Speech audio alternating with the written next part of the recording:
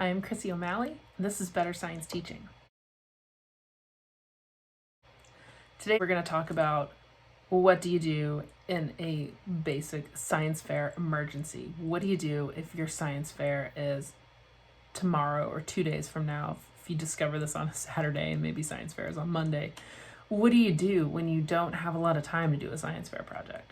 So we're going to talk about the things you need to think about and how you can get this done quickly. And it might change your goals up a little bit, but you'll still get your project done. So the first thing that you need to do is take a look at anything that your teacher might have sent home with your student that you're working with, and see what the requirements are.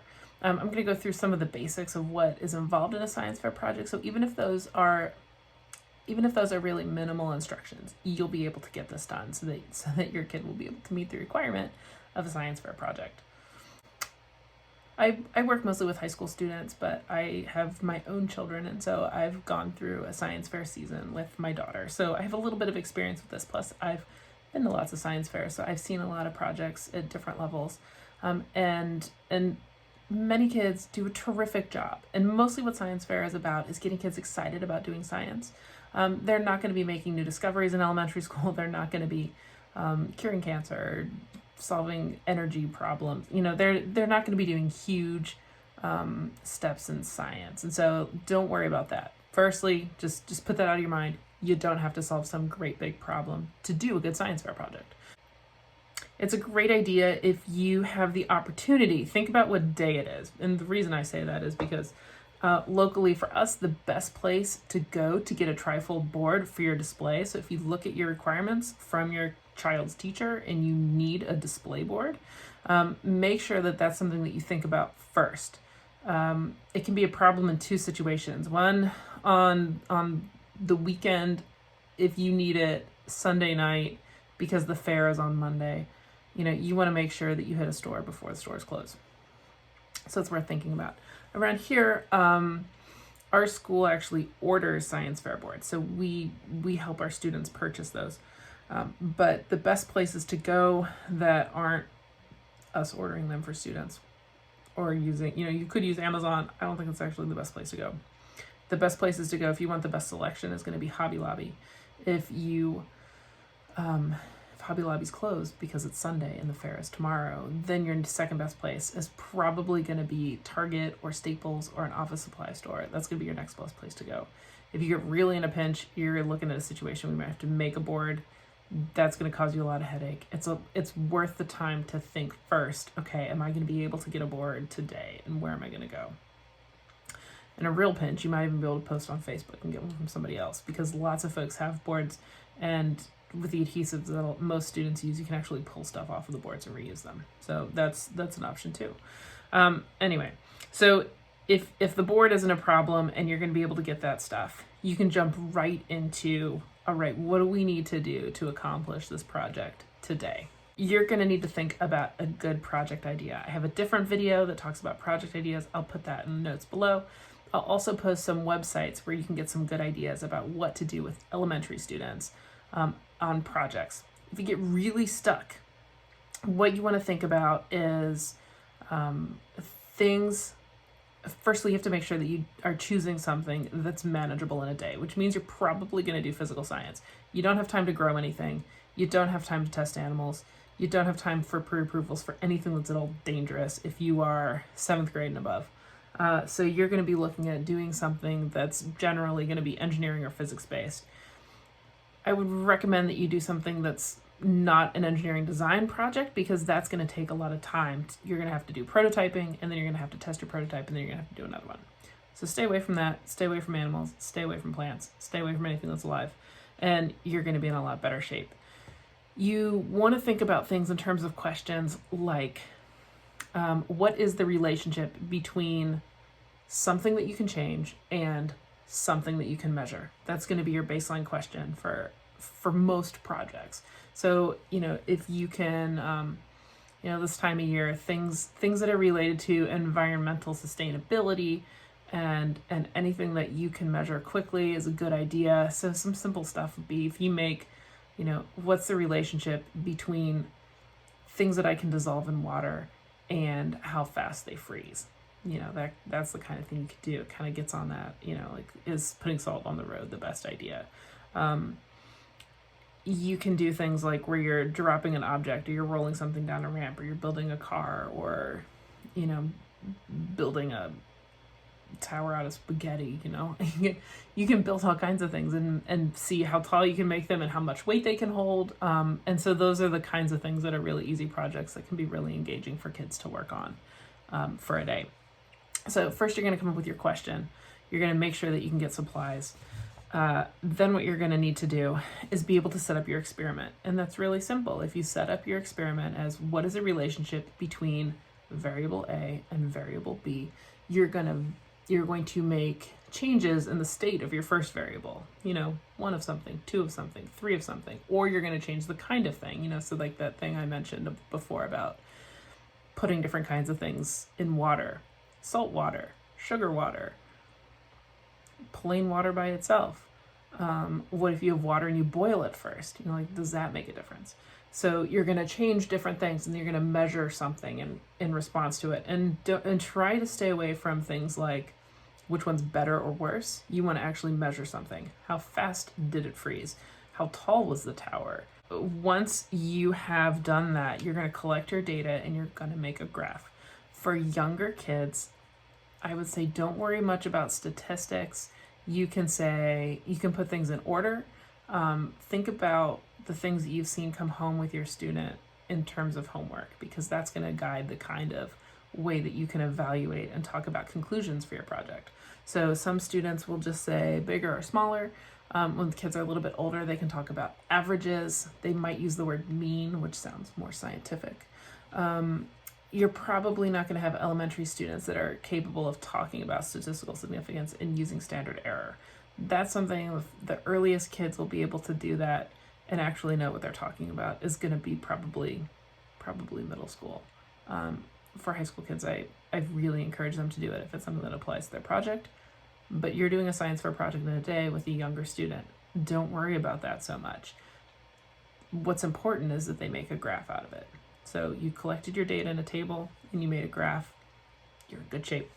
The next thing that you're going to do, you're going to help your student write your conclusion. So if your question is something like, what is the relationship between blank and blank? Then for your conclusion, what you need to be able to state is when you change, name your first variable, then say something about how your second variable changes. So as variable A increases, variable B gets bigger. As this changes, there's no change here. And if your student is a little bit more advanced and they're thinking about this a lot while you're working on it, feel free to talk about other things that they've noticed. So if this increases, so does this. And I also noticed that this might be important.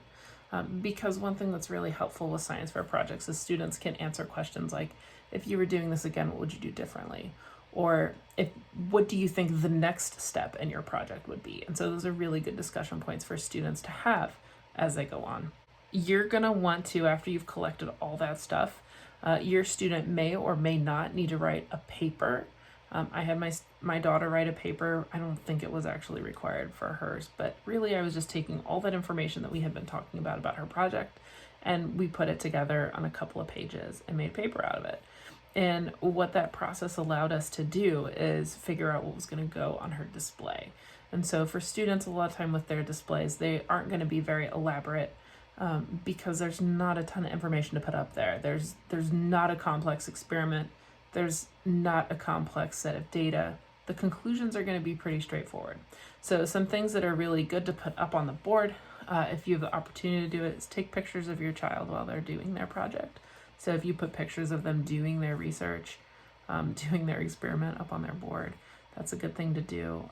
When I was younger and I did projects, I put clip art on my board. That kind of dates me a little bit. But extra photos, extra information on their board as sort of background research is really helpful. So my daughter did a project on butterflies, and we just made sure that we had lots of pictures of her working with her organisms while she was doing her project, and that was really cute. And then we got to the end, and the board looked a little bit bare without some decoration, so we actually added some little butterfly stickers around the edges. to kind of fill in the space a little bit. And that's okay, because with students that are young, when judges or teachers look at those projects, you kind of scale your expectations to what the student has. Once you've completed getting all your information together, you're ready to put together a display. And so what you're going to want to do is get your trifold board or whatever it is that the teacher has asked for. It could be a poster, it could be a trifold that stands up. This year there's a lot of requests too for PowerPoint slides with a video recording. I'm not going to cover that in this video, but take a look and see what the teacher is expecting from your child, and then go hit the store. I like Hobby Lobby because they have lots of different colors of trifold boards. You get, I don't know, it's like 8 different colors: black, white, red, orange, yellow, green, 2 different kinds of blues. Usually they have purple. You can go get that stuff there. They also have stickers. If you go sort of into the education aisle, there's stickers with different headers for different sections on your board. The major ones that you're usually going to cover, I jotted these all down. The ones you're going to probably want to include, I would put on the first panel, question, hypothesis, and describe your experiment. That's a good place to put pictures of your experiment, and any sort of particularly relevant background information. For a younger student, if you're talking about doing an oral presentation, sometimes I'd even put a little bit of the background information there so that they don't forget it. Think about your backboard not only as a display, but as a giant cue card for your child to talk about their project. In the center, that's where you want to focus on data. That's where you're going to put your graph. You're probably going to be leaning towards either a line graph if your initial variable is something that's not discrete. So if you are changing the size of something, if it is more discrete, like apples and oranges and bananas, then you're going to want to have like a bar chart. Try to stay away from a pie graph. Pie charts are not really great unless you're just comparing 2, maybe 3 variables, or 2, maybe 3 measurements. But your data is going to go in the center. And then on the left-hand side, you're going to put your conclusions, any discussion points you want to have, future directions, throw some more pictures on there, and feel free to let your child have fun doing that. I know that it's kind of tricky to say, hey, I'm gonna let my kid take over this, but it's really important that they own it. And if your child, this one's hard too, if you're a parent who is used to doing professional PowerPoint slides and using those to make displays, feel free. If your child has good handwriting and they don't want to use PowerPoint, it's okay if they handwrite it. We see that all the time.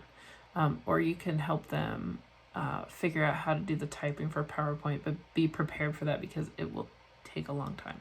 So be patient with your child and work through this. And I know that everybody's capable of pulling off a science fair project, even if it's a very short amount of time.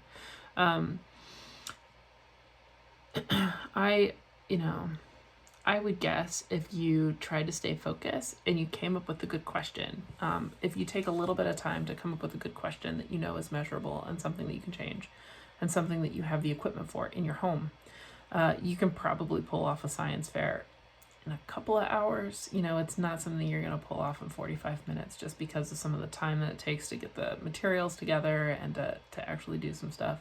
But I would think if you spend, 30 minutes to an hour coming up with a question, and then you get the materials together, it would probably take another hour, maybe 2, to make sure that you get your experiment done. And then after that, it's all just assembly. So make sure that you put some breaks in there, have some snacks, make sure that, your kid doesn't get completely stressed out by it. By just making sure that you meet just their basic needs for rest and food and water. But you're gonna get through this. Science fair is a great opportunity for kids to get really excited about something. I really like doing science fair with my kids, even when they drag their feet a little bit. This year has been a little bit slower than last year. We had issues with caterpillars, but do feel encouraged. You got this. Science fair is not something that's impossible, even when it's last minute. So I hope that you have fun, stay safe, be well. I'll see you soon.